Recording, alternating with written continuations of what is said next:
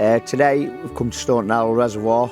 It's quite a number of years since I've actually visited this venue. I used to come back in the days like probably 15-20 years ago when the likes of Derek Willan, Kevin Hill, all the Manchester lads used to come here. Not really been back since, to be fair, but which is quite worrying to say it's only about 20 minutes from my doorstep. Decided to come here today. Didn't really know a great deal about it, so obviously spoke to Adam Wakelin, who works with me. Had a bit of a chat with Gareth Lambert just to find out obviously depths, baits, one thing and another. Started off putting quite a bit in at 50 metres. It's round about, I don't know, I've got a count of 10 to 11 on an ounce lead, so probably 25 foot deep I would think. Got nearly an hour without a bite. Had a couple of liners, picked an hybrid up, probably 2.5 pound, then sat patiently again for probably another 35-40 minutes, and I've just had my first bream, so hopefully from now it should pick up for the rest of the day. I've had a chuck about, and to be quite honest, from sort of round about 25-30 metres, it drops quite quickly from to 25-30 metres. Then from 30 metres up to sort of 60 metres, there's not a great deal of difference in depth. It seems to be quite flat, probably a count of one difference over 20-25 metres. So I've just decided on a comfortable line at 50 metres, so I ain't got to go too far. Just thinking that really the depth of water is more or less the same at chucking 60-65 metres, where I'm just making it a little bit more difficult for me if the wind gets up or one thing or another. After I've decided at what distance I'm going to fish, I've then decided on a rough amount of bait that I think I've got to put in. So my thinking behind that today is, obviously with it being a big reservoir, one thing and another, only us sat out here, we need to put some amount of bait in to try and get some fish to come in to feed. So I've decided on, I put 15 fairly big size feeders in at the start. Then like I say, it's took me probably nearly an hour, I would say, to get my first indication. We have had a lot of cold rain over the last few days, and I don't think that's helping very much, to be honest. There we go, gone round again. I've picked up into that. Not gone mad with my strike. Obviously I'm fishing braid to a shocker, so I've not gone absolutely mad with my bite. Obviously braid's pretty direct, so you don't want to be pulling too hard, pulling it out of the fish's mouth. And then all I'm basically doing is I'll just pump the rod, get the fish to come up in the water till it's swimming back towards me. Just take it nice and steady. Hopefully I won't lose it.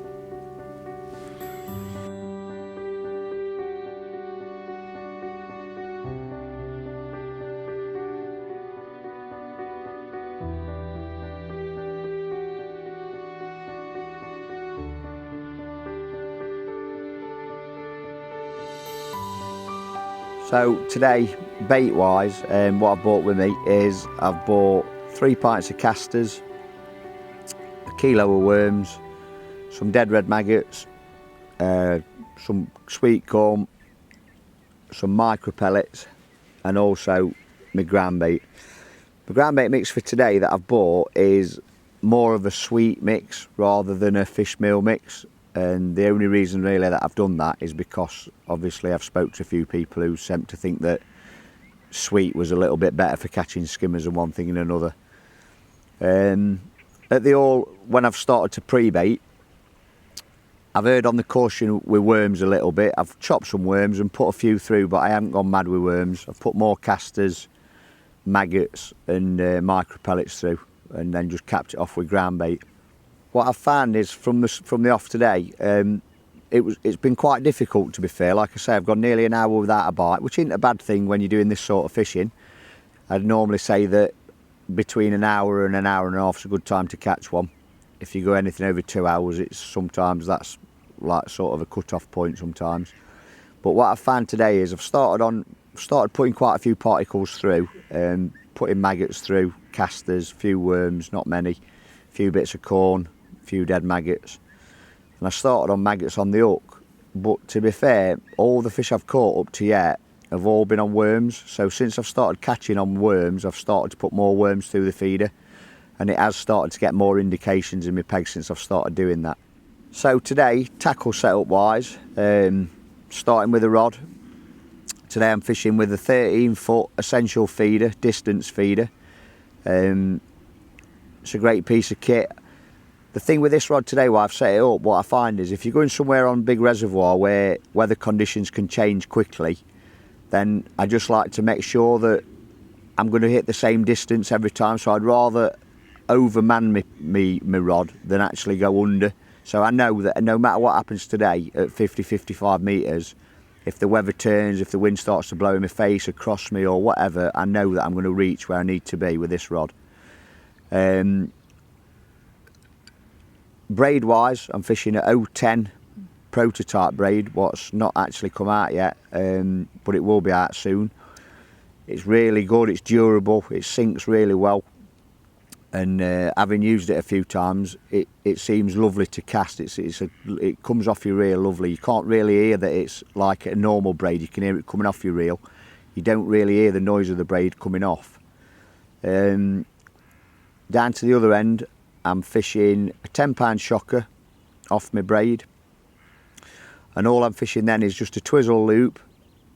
I've run an inline feeder with just a little feeder link on it. That's running down to a number 4 stop above my twizzle loop, and then I've just got 018 main line down to a size 12 hook. So far for today's session, I've started on, I always tend to start on maggots. I always tend to start on 2 or 3 maggots just to get a gauge of what I think's in my peg, or if there's any nuisance fish there, it's just a good indication of what you're going to be fishing for or what's in your peg. But like I say, after about 35-40 minutes, I haven't had really a lot of indications, so then I just tend to change to a bigger hook bait. So if I do get a proper bite, I know generally that it is going to be a proper fish. And as soon as I changed to worms today on the hook, within probably 15 minutes of changing to them, I had my first proper fish, which would be an hybrid about 2-2.5 pound.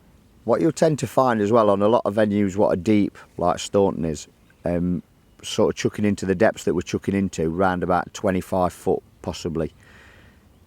It's very difficult sometimes to read your bites as well. I've had quite a few times today where I've had little indications or little knocks, or I've had like the rod sort of pulled in quite viciously, and a lot of the times you would think that these are bites, but when you've just sat and waited and not picked up on them, they have led into proper bites. So I would just say err more on the cautious side, and wait for a proper pull, wait for like a proper indication on your tip, rather than pick up at anything.